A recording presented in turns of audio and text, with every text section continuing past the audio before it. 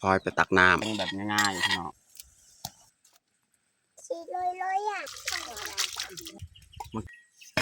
ฝีมือน้องพลอยเอ้ยจ้าจ้าจ้า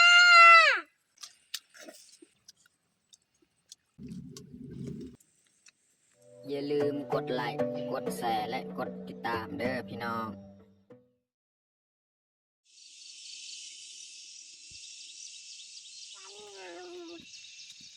เป็นขโมยเร็วอัตนับ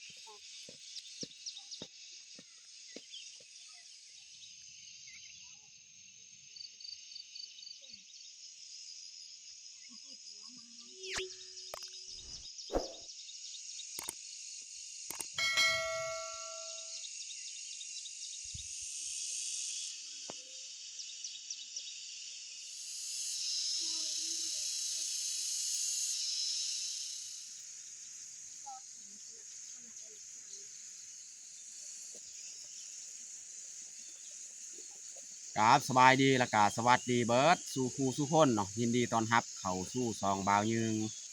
มื้อนี้กาพาลูกพาเมียเขามาเสียหญ้าให้ต่อเนาะเอาน้องพลอยสบายดีFC สบายดี สบายดีเอฟซีทุกคน มื้อนี้มาเฮ็ดหยังฮะมื้อนี้มาเฮ็ดหยัง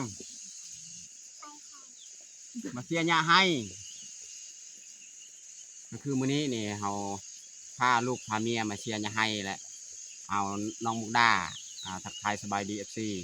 สบายดีทุกคนมื้อนี้ข้อยก็พาลูกพาผัวแล้วก็ไปเสียหญ้าให้คือเก่า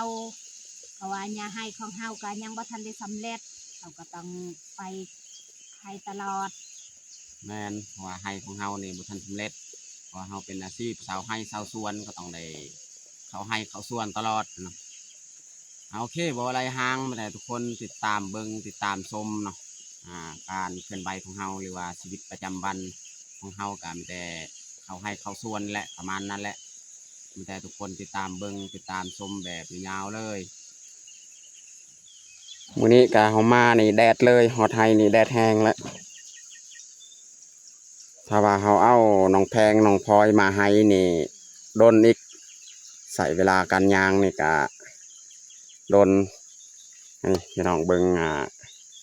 เขาให้ของเฮาถ้าว่าเฮาได้เสียหญ้าไว้แห่งดีนะพี่น้องเขาจะได้งอกงามขึ้นนี่พี่น้องเบิ่งบอนใดที่ยังหกพุ่นแหละพี่น้องเนาะบอนยังเหลือครับแต่ว่าพี่น้องเบิ่งน้อยๆหั่นนี่เฮาเสียนี่บ่แม่นสิเบิดได้4-5 มื้อบ่เบิดเด้อพี่น้องเนาะมันหกใช้เวลาโดนพี่น้องเบิ่งคือทางนี้แหละเฮาเสียนี่ก็หลายวันแล้วเสีย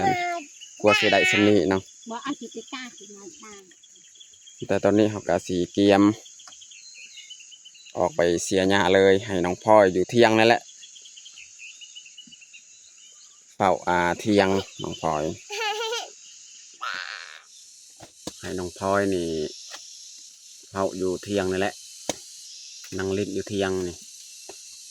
อย่าเล่นเครื่องคองเด้อน้องพลอย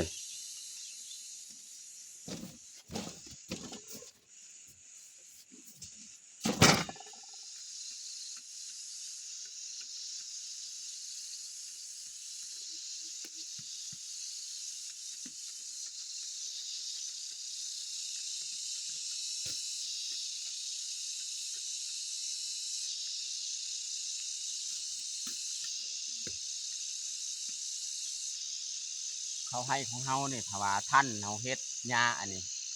เฮาเฮ็ดใบนี่เข้ามันก็จะงามพี่น้องมันได้ที่หญ้ามันสูงมันปกคลุมเข้าต้นเข้ามันก็มันค่อยงามมันเรื่องพี่น้องพี่น้องเบิ้งแถวที่เฮาเสียหญ้าแล้วนี่มันจะเขียวงามดีนะมันได้ที่เฮาเสียใหม่ๆหญ้านี่เข้าต้นเข้ามันจะเรื่อง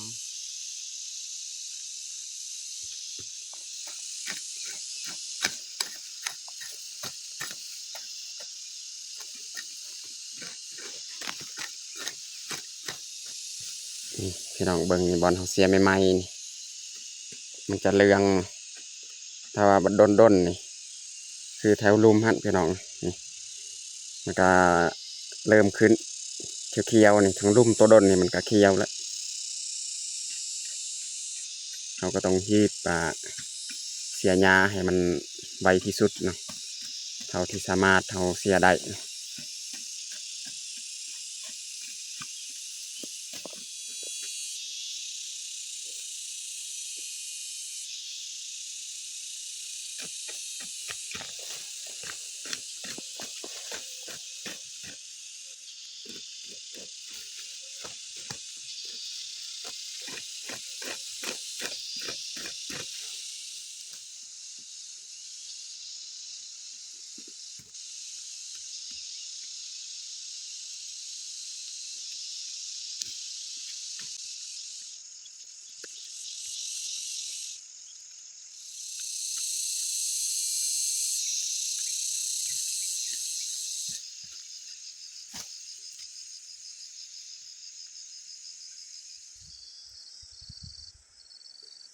ตอนนี้เฮากาสีพักเที่ยงพี่น้องอันนี้พี่น้องนี่น้อยหนึงแต่นี่บอลของเสียนี่แต่ว่ามันหกนี่พี่น้องเบิ่งนี่หญ้ามันหกอยู่นี่เราบ่ได้เนื้อที่อันนี้น้อยหนึงเขาเสียสำนีก็ฮอดเที่ยงแล้วในเมียยังเสียแล้วค่อยสิกลับไปเที่ยงเพราะว่าน้องพลอยก็เอิ้นเมื่อกี้ห้องว่าหิวข้าวสิมาเฮ็ดอาหารเที่ยงน้องพลอยเอาฟืนเขาสิมาดังฟืนดังไฟเฮ็ดอาหารเที่ยง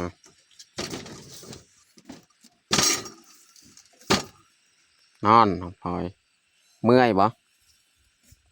เมื่อยแห้งบ่น้องพลอย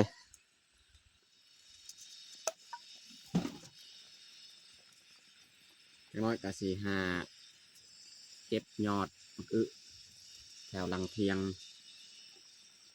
มะอึก็บ่ค่อยออกบันไดเพราะว่าเก็บตลอดนะ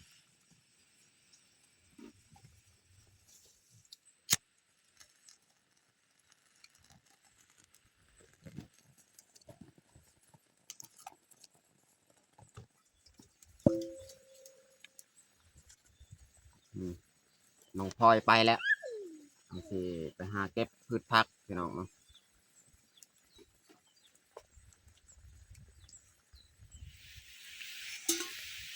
น้องพลอยเก็บผักบาดนี้เด็ดเอายอดมะอึเก็บอีกหันแหละตัวนั้นแหละ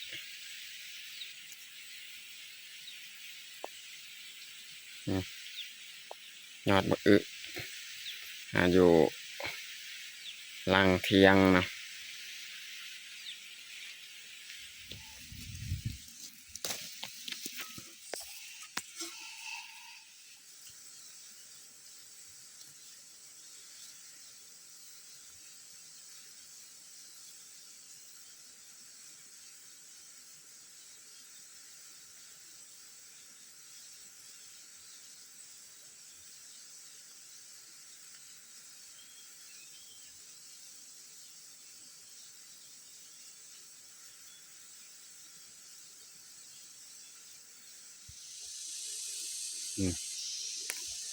เก็บผักกูดงองพี่น้อง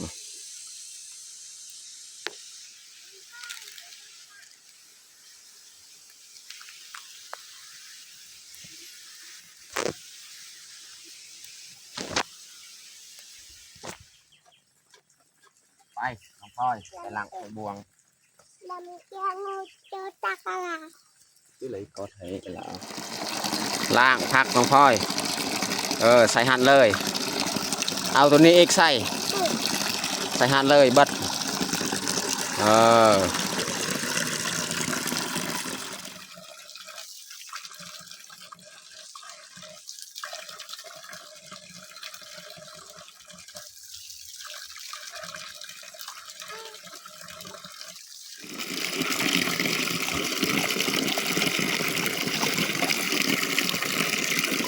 เด็ก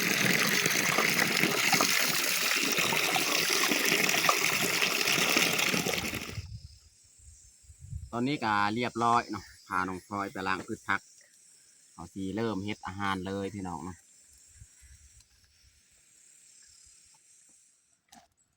ผักซุมนี้แหละเอามาแกงพี่น้องเนาะนี่มะละจีนบ่ยังที่ FC เพิ่นเม่นบอกนี่มะละจีนสิแกงใส่ยอดมะอึเนาะแล้วก็ใส่ปลาพี่น้องปลา2 โตวสิแกงน้ำกับมักแตงมักแตงสีเรื่องๆแล้วส่วนมักทั่วนี่มันเฮาสิตำส้ม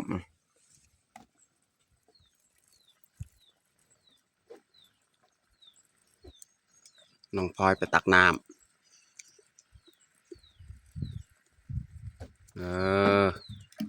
เก่งหลายเมื่อยบ่ เอาอย่าอาบ เมื่อยแห้งบ่ มือ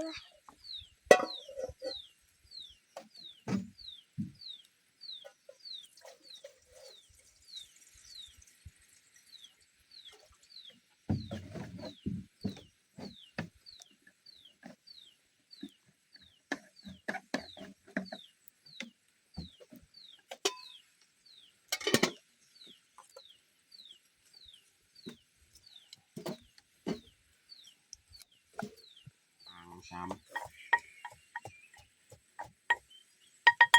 เอ็นครับ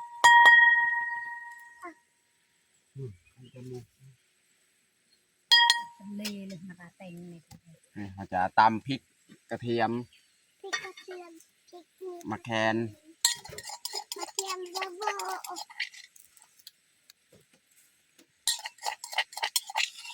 เห็ดแกงแบบง่ายๆพี่น้อง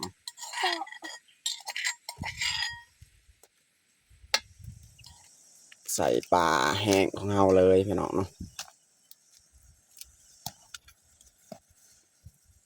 ใส่เกลือ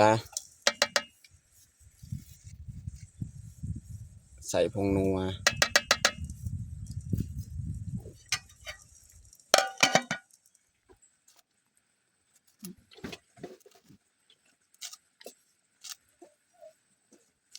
ซอยมะละจีนบอกพี่น้อง มาละก็มีฟองหมอยปูปลา เกี่ยวให้อ่านคอยนี่ห้องเพลงเป็ดกาบกาบเพลงประจำบ้านนี่แหละน้องพลอยนี่มักห้องเพลงประจำบ้านประจำโตเย่บ๊ายบายเป็นไง อบเอ่ยจะไม่ลอง บริหารจะใส่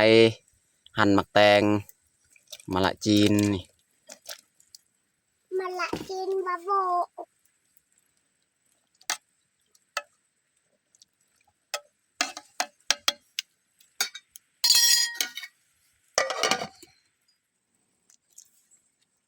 นะบะบะเปื่อยเลย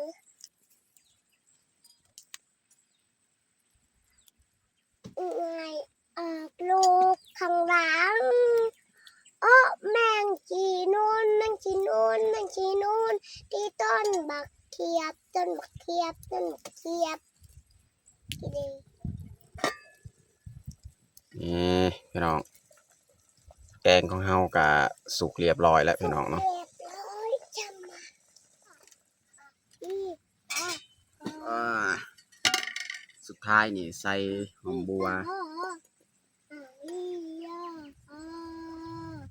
เรียบร้อยแกงของเฮาพี่น้องเนาะ สี่ร้อยเลยอ่ะสี่ร้อยปรุงเลยบัดนี้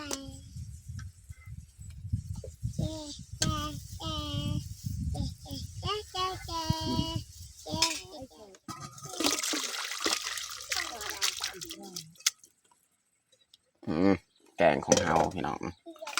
จวดจาดเลย แกงปลาแห้ง ทำมาเจ้า ตำกะปิใส่แบบกระเทียมหมักพริกเนาะตำเมื่อกี้นี่ว่าสิตำมาหมักทั่วเลยพี่น้องเนาะ แต่ว่าน้องพลอยนี่บ่ยอมว่าคันตำมักทั่วนี่ตัวเองบ่กินก็เลยเอามักแตงนี่มาตำอีกเนาะเพราะว่าหลายคลิปแล้วมีแต่เขาจะตำมักแตงก็เลยเบายิงมาสิมาตำมักทั่วอีกให้ทุกคนเบิ่งแต่ว่าน้องพลอยนี่บ่กินว่าตำมักทั่วนี่บ่กินก็เลยต้องได้ตำมักแตงอีกเนาะพี่น้องเนาะ ไก่เอ้ยไก่มันทำโลกโลกโลกโลกโลกมันทำโลกโลกโลกโลก อ้าวใส่เลยน้องพลอย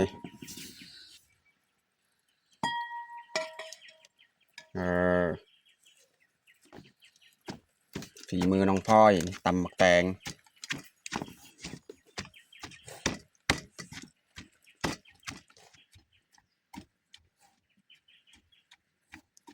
ที่แซ่บอยู่บ่เด้พี่น้องเอ้ยฝีมือน้องพลอยตำ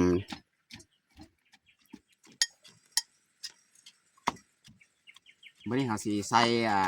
มักเล่นพี่น้องเนาะเอาอย่าฟ้าวใส่มักเล่นก่อนครับครับมันจะเอาไปครับ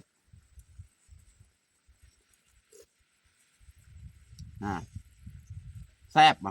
แซ่บ น้องพลอยนี่ซีมก่อนเลยพี่น้องเอ้ยอย่าฟ้าว จักหน่อย เรียบร้อยตำบักแตงของเฮาพี่น้องเนาะ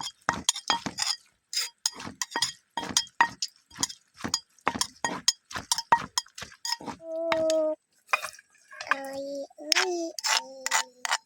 ตีมันมีสิตกสิตีนตกค้างมัน ตำบักแตงพี่น้องฝีมือน้องพลอยตำ ลุกเรียกเขา ตอนนี้ก็เรียบร้อยเฮาแต่งปลาข้าวของเฮา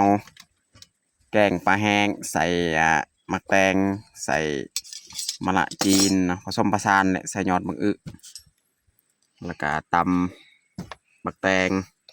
สีมือน้องพลอยนี่เฮ็ดนี่สำหรับอาหารเที่ยงของเฮากะเบิดซุมนี้แหละ เอาอย่าอ่าน แต่คาตัส เอา ให้น้องพลอยไปเอิ้นแม่มากินข้าว เอา แต่เย่คาตัสมันก็ จ้าจ้าจ้า ห้องอีก เขาเวยังงูแสง คาตัสอ่านอย่าไม่จูยัง จ้าจ้าจ้า น้องพลอยเอิ้นแหละก่อนสิกินข้าวกินน้ำนี่น้องพลอยกะไปล้างมือล้างตีนอันนี้เมียกะมาแต่เสียหญ้ามาล้างตีนมือ ตอนนี้ก็เรียบร้อยเฮาแต่งปลาข้าวของเฮาไม่แต่เฮาจะลงมือกินข้าวเที่ยงเลยเอามาทุกคนมากินข้าวเที่ยงนำกันเอาน้องพลอยเอิญลุงป้ามากินข้าว เอามาแม่กินข้าวเนียงข้าวเที่ยงน้ำกัน เออ เอามาทุกคนมากินข้าวเที่ยงนำกัน กินเมื่อกี้นี่ก็ได้ซ่อนให้น้องพลอยเว้าว่ามาเด้อมากินข้าวเที่ยงนำกัน แต่ว่าน้องพลอยนี่ลืมเพราะว่ามันลึงเคยกับการเว้าที่เฮาเคยเว้าประจำวันนี่แหละที่ FC มีผู้หนึงเพิ่นแนะนำให้เบายึงซ่อนให้น้องพลอยนี่เว้าเอิ้น FC มากินข้าวแต่ว่าน้องพลอยนี่ก็บ่จื้อ ก็คือ บ่เป็นหยังคลิปหน้าคลิปเนอเฮาก็สิให้น้องพลอยเว้าอีก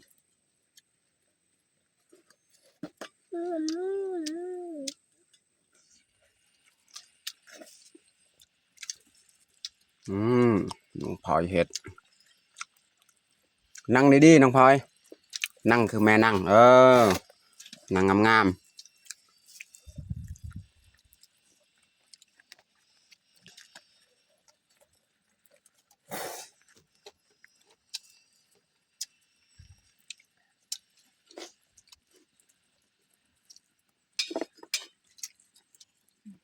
ละลิการเป็นบัก